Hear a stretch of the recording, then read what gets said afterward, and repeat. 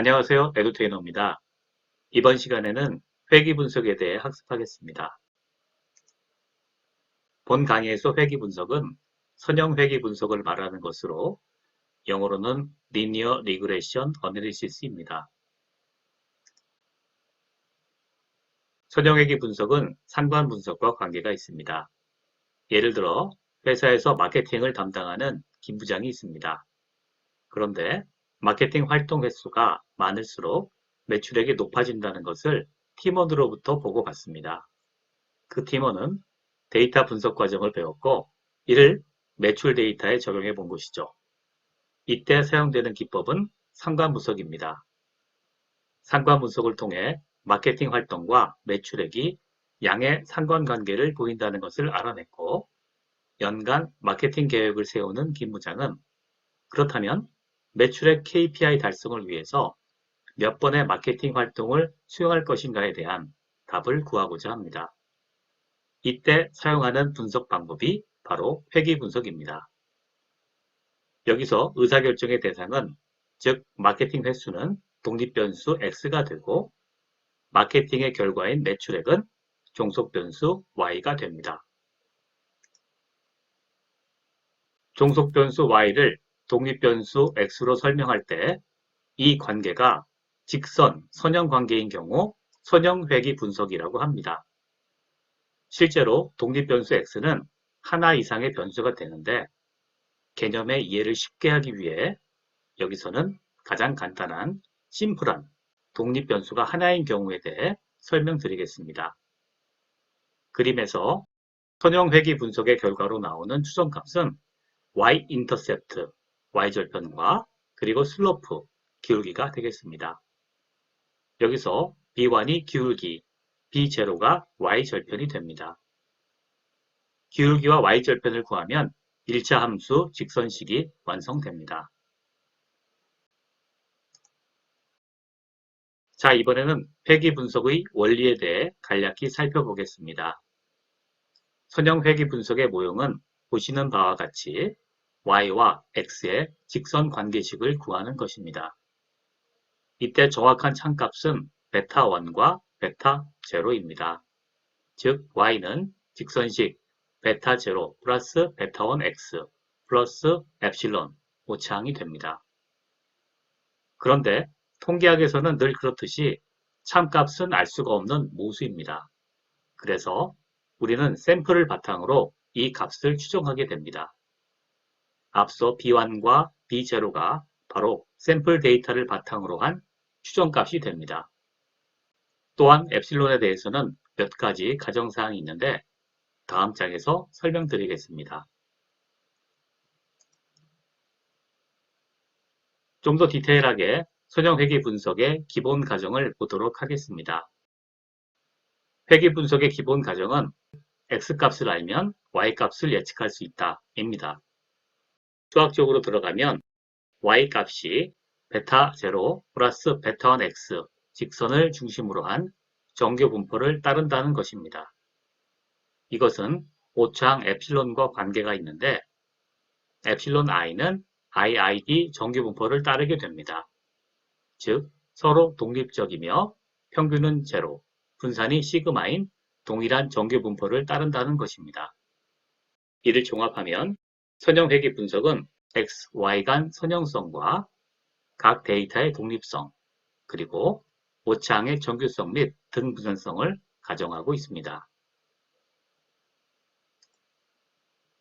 이번에는 회귀 분석의 기울기와 y절편의 추정치를 구하는 방법에 대해 알아보겠습니다. 베타를 회귀계수라고 하는데 이 값은 최소 제곱법이라는 방법을 사용하여 구합니다.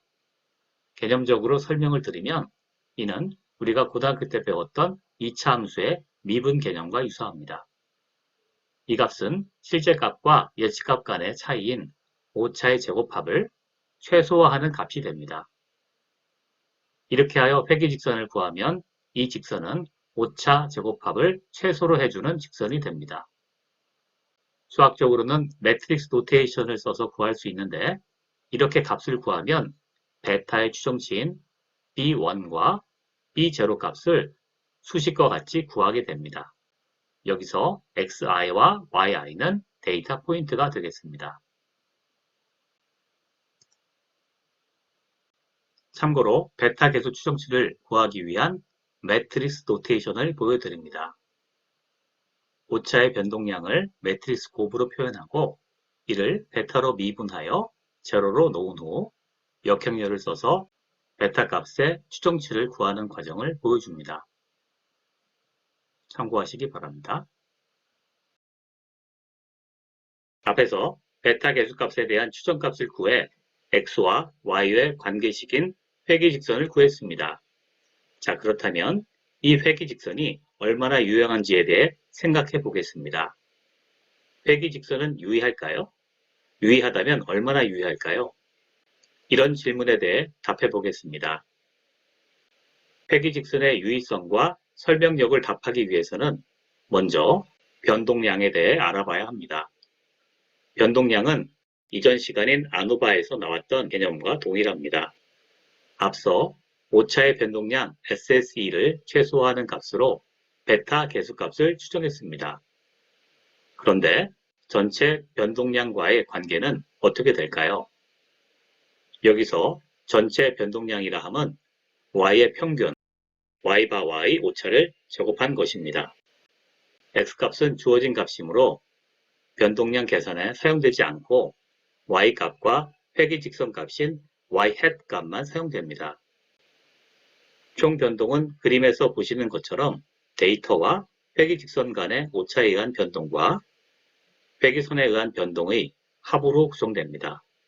즉, 오차에 의한 변동 SSE는 총 변동 SST에서 회귀선에 의한 변동 SSR을 뺀 값으로 이루어집니다. 여기서 회귀선에 의한 변동 SSR은 반대로 생각하면 총 변동 중에 회귀 모형이 설명해주는 변동으로 생각할 수 있습니다. 그러므로 이 값이 크면 클수록 좋겠죠. 이 개념을 사용하여 결정계수라는 것을 정의했습니다. 결정계수는 총 변동과 회귀선에 의한 변동의 비율로 정의되며 수식으로는 SSR 나누기 SST가 됩니다. SSE로 표현하면 1-SSE 나누기 SST가 되며 정의상 0과 1 사이의 값을 가지게 됩니다. 이 값이 크면 클수록 회귀 모형의 설명력이 커집니다. 또한 결정계수는 단순 선형 회귀의 경우 상관계수의 제곱과 수학적으로 같은 값이 나오게 됩니다. 고맙게도 수학자들이 다 증명해 놓았으니 결과만 기억하면 되겠습니다.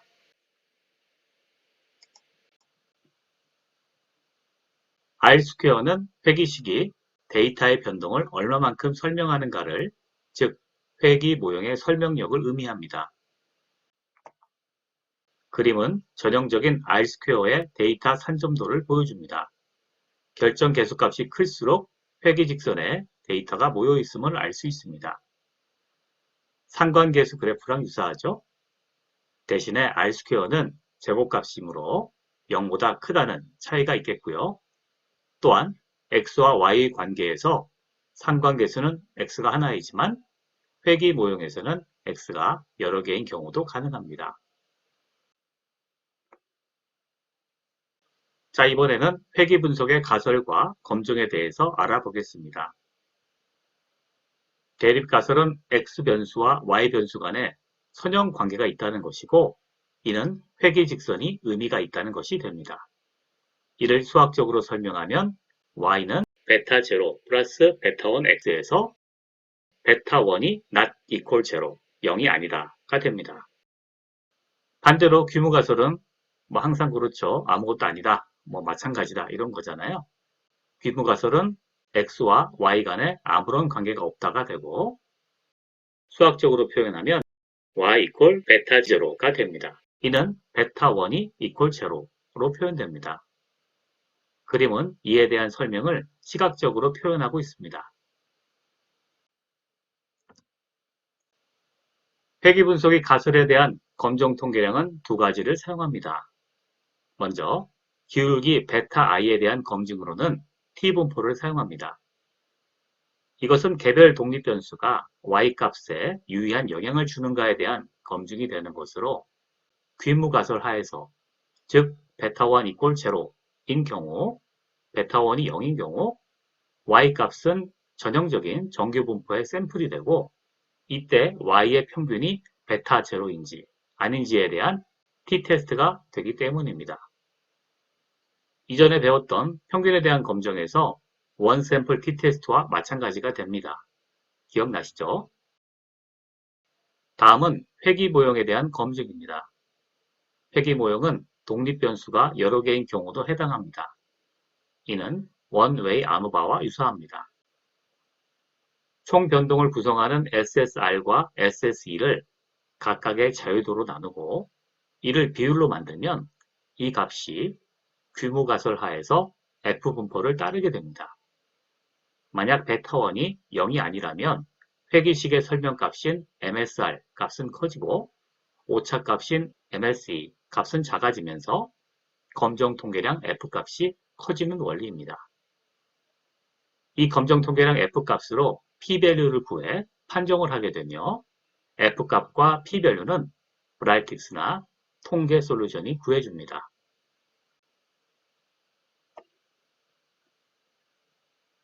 다음은 회귀 분석을 한 이후에 모델의 가정사항에 대한 점검을 수행하는 잔차 분석에 대해 알아보겠습니다. 통계학의 분석 모델은 어떤 전제 조건들이 성립한다는 가정하에서 출발합니다. 반대로 생각하면 이 가정들이 성립되지 않으면 분석 모델을 사용할 수가 없는 것이죠. 회귀 분석의 경우도 몇 가지 전제 조건이 있는데 앞서 설명드렸던 4가지 가정사항입니다.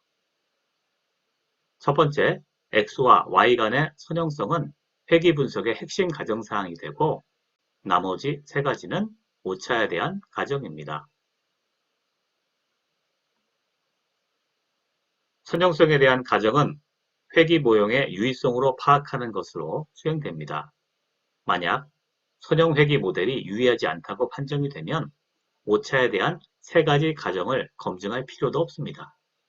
그러나 회귀 분석 모형이 유의하다고 판정되면 회귀 모형의 잔차를 분석하여 독립성, 정규성, 등분산성을 검증하게 됩니다.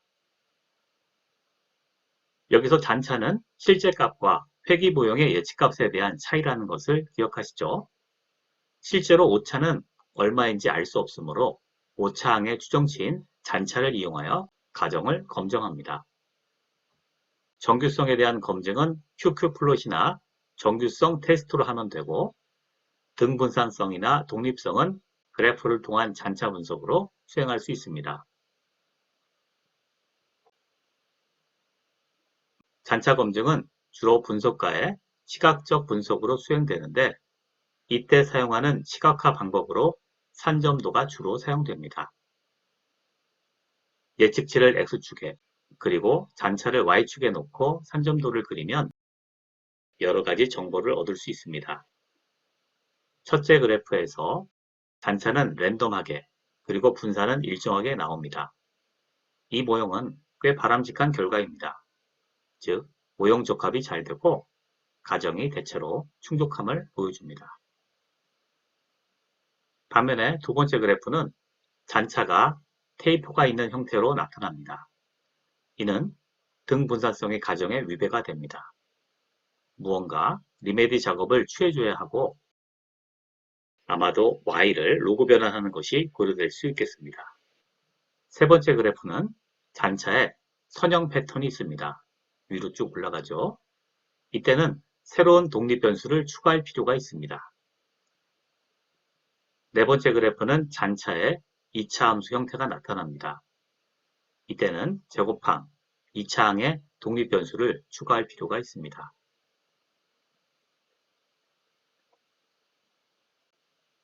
마지막으로 회귀 모형의 평가 방법에 대해 간략히 소개하겠습니다.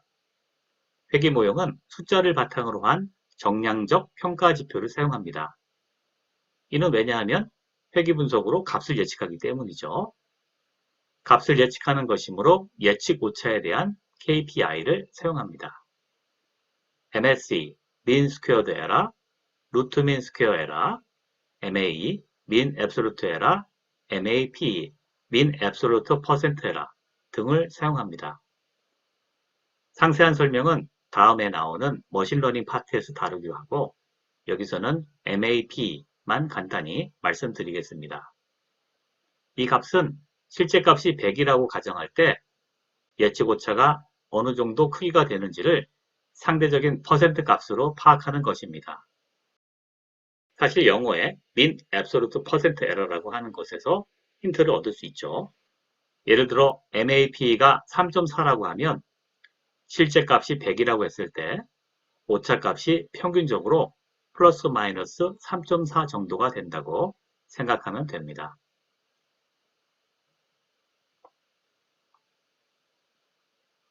회귀보용의 정확도에 대한 평가 이외에 회귀보용이 총 변동의 얼마만큼을 감당하느냐에 대한 지표로 결정계수 R-스퀘어가 있습니다. 결정계수는 SSR을 SST로 나눈 값으로 정의되며 회귀보용이 설명하는 총 변동의 비율을 의미합니다. 결정계수는 당연히 클수록 좋은 것이고 모든 변동을 회귀보용이 다 설명하는 경우라면 이론적으로 최대값 1이 됩니다. 그런데 결정계수에는 약점이 하나 있습니다. 그것은 독립변수, 설명변수가 하나씩 추가될 때마다 그 값이 증가한다는 것입니다. 해서 이론적으로 보면 독립변수를 무제한으로 추가하는 경우 결정계수가 1이 될 수 있습니다. 그러나 실제로는 독립변수를 무제한 투입할 수 없고 그리고 독립변수가 많아지면 오버피팅, 과접합이라는 문제가 생깁니다. 때문에 이를 방지하기 위해 독립변수의 숫자에 페널티를 부과한 adjusted R-square 값을 실전에서는 더 많이 사용합니다. 수정결정계수라고 하죠. 수정결정계수는 수식과 같이 계산되며 X변수의 개수가 증가하면 개수에 따라 페널티를 부과받는 형식으로 되어 있습니다. 물론 이 값도 브라이틱스나 통계 솔루션이 계산해 주니까 이를 활용하면 됩니다.